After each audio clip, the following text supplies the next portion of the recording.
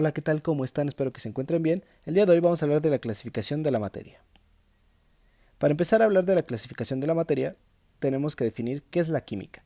La química es el estudio de la materia y los cambios que ésta experimenta. Por otro lado, la materia es todo lo que ocupa un lugar en el espacio y tiene masa, ya sea que viene incluyendo lo que podemos tocar y lo que podemos ver, que son el agua, la tierra, los árboles, etcétera. Puede ser un celular, un carro, un avión, todo lo que ocupa un lugar y tiene masa.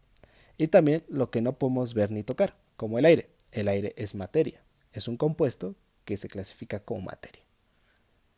Las clasificaciones de la materia incluyen sustancias, mezclas, elementos y compuestos. Además de átomos y moléculas, que estos últimos dos los veremos más a detalle en otro video. Bien, ahora hablaremos de sustancias y mezclas. Una sustancia es una forma de materia que tiene una composición definida, o sea, constante, y propiedades distintivas. Ejemplos de ellas son el agua, el oro, el amoníaco, el azúcar de mesa, o sea, la sacarosa, el oxígeno, el cobre, entre otras.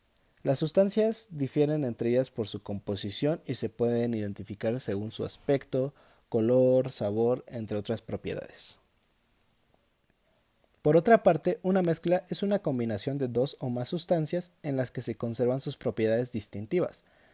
Algunos ejemplos son el aire, las bebidas gaseosas, la leche, el cemento, entre otras. Las mezclas no poseen una composición constante, a diferencia de las sustancias. Por esta misma razón, si tú tomas una muestra de aire en un país y tomas otra muestra de aire en otro país, al revisar sus componentes verás que hay una cierta diferencia entre ellos. Las mezclas pueden ser homogéneas o heterogéneas. Cuando se disuelve una cucharada de azúcar en agua, se obtiene una mezcla homogénea, en la cual la composición de la mezcla es uniforme. Se presenta en una sola fase. Por ejemplo, aquí vemos cómo al disolver una sustancia va cambiando de color hasta mantener una composición uniforme, que se mantiene en una sola fase. Sin embargo, cuando en una mezcla podemos identificar fácilmente sus componentes, decimos que es de carácter heterogéneo. En este ejemplo podemos ver aceite que se intenta disolver en agua, lo cual no sucede porque estas dos sustancias no se mezclan. Entonces, encontramos dos fases, en este caso, que es una de las características para que sea heterogénea, que se encuentra en dos fases o más. Como ya dijimos, esta se encuentra en dos fases, por lo cual no tiene una composición uniforme. Se pueden ver fácilmente las dos sustancias sin mezclarse, como no fue en el caso anterior, que aquí sí se ve una composición uniforme. En las mezclas, ya sean de tipo homogéneas o heterogéneas, sus componentes se pueden separar a través de medios o métodos físicos, los cuales puedes obtener cada uno de sus componentes sin que estos pierdan su identidad o sus características principales. Por último, hablaremos de los elementos y los compuestos. Las sustancias pueden ser elementos o compuestos. Un elemento es una sustancia que no se puede separar en otras más sencillas por métodos químicos. Estos son algunos de los ejemplos que por conveniencia los químicos usan símbolos de una o dos letras para representar los elementos, que como había dicho anteriormente son estos ejemplos.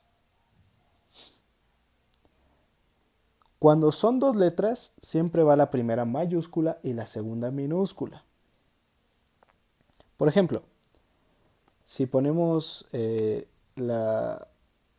símbolo del cobalto, que queda de la siguiente forma, no es lo mismo escribirlo así, con dos mayúsculas, porque esto es un elemento y esto es un compuesto. ¿Por qué? Porque el primero se trata del cobalto y el segundo se trata del monóxido de carbono, lo cual es totalmente diferente, ¿no? Ok, los símbolos de algunos elementos se derivan de su nombre en latín. Por ejemplo, el oro, que el oro se escribe su símbolo así, que en latín significa aurum, se escribe así. Y por eso su símbolo químico es Au. Otro ejemplo sería el hierro, que se escribe Fe, que su nombre en latín es ferrum. Otro ejemplo sería el sodio, que es Na, y su nombre en latín sería natrium.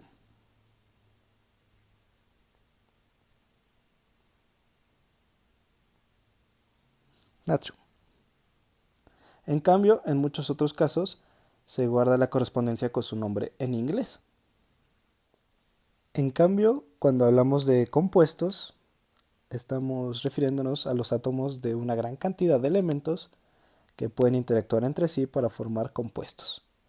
Por ejemplo, combustión de hidrógeno gaseoso con oxígeno gaseoso forman lo que conocemos como agua, cuyas propiedades difieren claramente de las correspondientes a los elementos que los forman.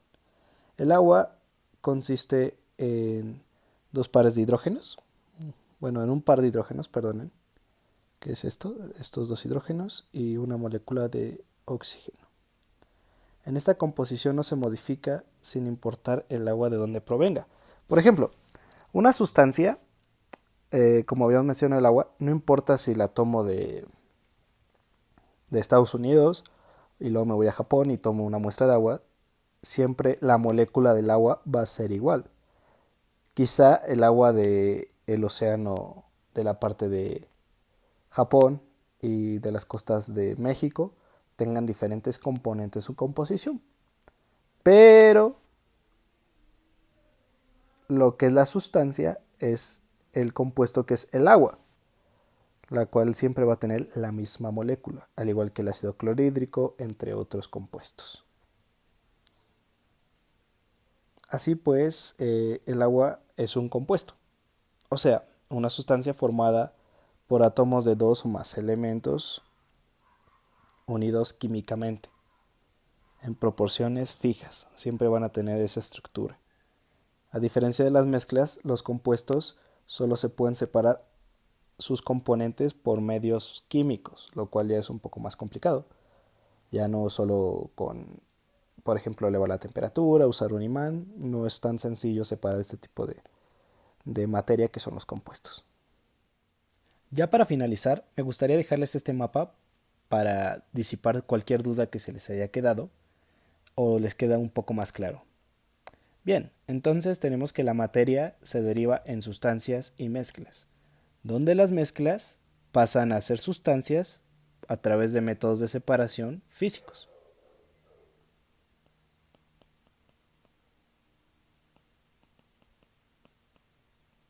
Métodos de separación físicos. Las mezclas se dividen en heterogéneas y homogéneas, donde las heterogéneas son aquellas que se encuentran en dos o más fases, donde podemos identificar fácilmente sus componentes a simple vista, como vemos aquí, en donde vemos el aceite y el agua. En cambio, en la homogénea no es tan sencillo eso porque se encuentra en una sola fase, los cuales no podemos ver como tal sus componentes, pero podemos separarlos a través de métodos físicos y llegando a sustancias, al igual que las heterogéneas. Una sustancia se divide en elementos y compuestos, donde un elemento son las estructuras unidas de los mismos átomos que no se pueden dividir en especies más sencillas. Es lo más, por así decirlo, pequeño que se puede llegar. O sea, no se pueden separar a otras partes más sencillas, a otras especies más sencillas, como mencioné anteriormente. Ya es la composición mínima que se puede tener sobre que es un elemento. En cambio, un compuesto es lo contrario. El compuesto contiene elementos. Pues el compuesto sí se puede separar en especies más sencillas, que serían los elementos, a través de métodos químicos.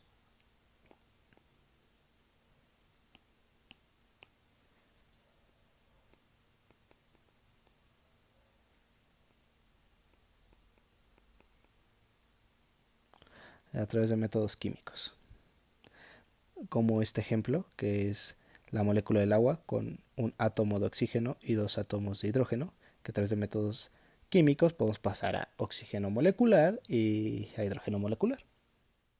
Antes de que se vayan, me gustaría invitarlos a nuestra página de Instagram, donde estaremos subiendo contenido interesante todos los días, ya sea de cultura, ciencia o historia, que sé que les van a encantar, para que compartan con todos sus amigos y detengan temas de conversación a diario. Los datos se los dejo acá abajo en la descripción, vayan a seguirnos. Ahora sí, eso es todo. Hasta luego.